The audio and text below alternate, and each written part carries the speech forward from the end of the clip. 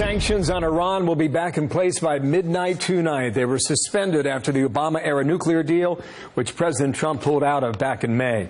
Ambassador John Bolton, the president's national security advisor, with me now from the North Lawn. And, sir, nice to see you again. Well, glad to be back. Thank you for coming back with us. I got a lot to go through, so let's see how much we can cover the next couple of minutes, all right? What will major economic sanctions do against the Iranian regime?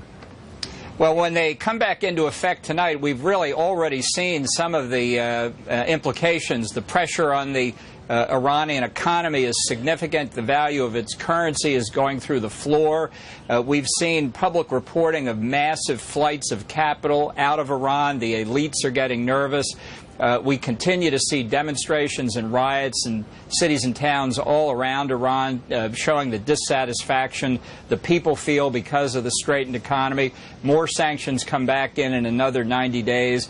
But this is an indication of how strongly we feel that the Iranian nuclear weapons program, its ballistic missile program, its support for terrorism, its belligerent activity in the Middle East have to stop. I've known you for a number of years, and I know how you feel about this regime. So let's call it what it is. You're trying to break the regime's back economically, are you not? Well, our policy is not regime change, but we want to put unprecedented pressure on the government of Iran to change its behavior. And so far, they've shown no indication they're prepared to do that. The president's made it clear repeatedly that he viewed the Iran nuclear deal as one of the worst in American diplomatic history. I thought he was right on target on that. We are not going to allow Iran to get nuclear weapons. We're still talking to our... You can say, and you can argue that you don't want regime change, but you know the protests that have been happening over the weekend have gotten rather intense. And they're not protesting America, they're protesting their own rulers and leaders today. And with good reason. Understood. Make the case. What do you know about these protests today that we need to understand? Well, look, we know basically what we're seeing in the press, that these are widespread, that they're spontaneous, they're not coordinating, they're not due to the reimposition of American sanctions. They reflect long-standing opposition inside Iran to the regime, to the economic deprivation, to the repression, to the religious intolerance. I think this regime is on very shaky ground.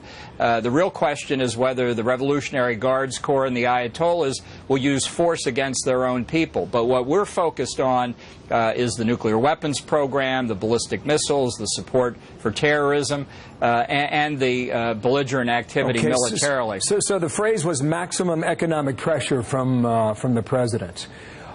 Would you admit that you're using the strength of the American economy right now as a weapon globally, maybe in Iran, maybe in North Korea? Would you agree with that framing? Well, I think we're using the economic system we have and its strength to put pressure on these rogue regimes. They're the ones that have been defying their own commitments and obligations, the unanimous decisions of the UN Security Council that they not get deliverable nuclear weapons. It has not impressed the Ayatollahs. I think we're going to make them see the light. Okay. What would satisfy this administration? What could the leaders of Iran do? Well, they could take up the president's offer to negotiate with them, to give up their ballistic missile and nuclear weapons programs fully and really verifiably, not under the onerous terms of the Iran nuclear deal, which really are not satisfactory, to stop their support for international terrorism, to give up their military activities in the region. You know, this is a complete package. The president has spoken to numerous European leaders about this. If Iran were really serious, they'd come to the table. We'll find out whether they are or not. That's a big ask. I think you would admit that, right? And this is a complete reversal of American policy.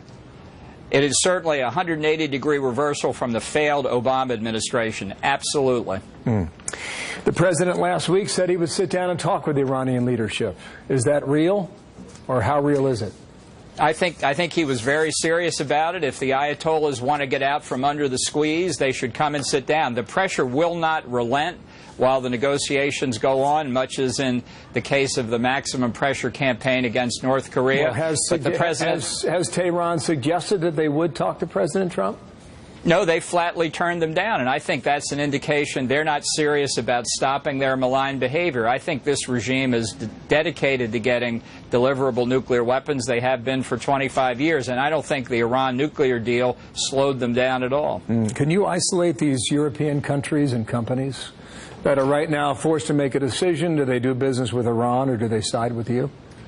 Well, you know, we've been in continuous discussion with our friends in Europe about this, and while some of the governments still want to adhere to the nuclear deal, their companies are running from it. The amount of business they're doing in Iran is down substantially. That's a real contributing factor to the pressure on Iran, because the business people know they want to do business with the United States, and if it's a choice between us or Iran, that's a pretty easy choice for them. That's pressure their own governments in Europe are now beginning to feel. Okay, the way I understand it, you will put on more sanctions in another 90 days or so, and I believe that's the oil, perhaps in early November, if I'm right on the calendar. There was the threat that they would block the Strait of Hormuz. I guess it's always real or imagined. Do you believe the Iranian leadership would act on that, in that crucial choke point there between Iran and...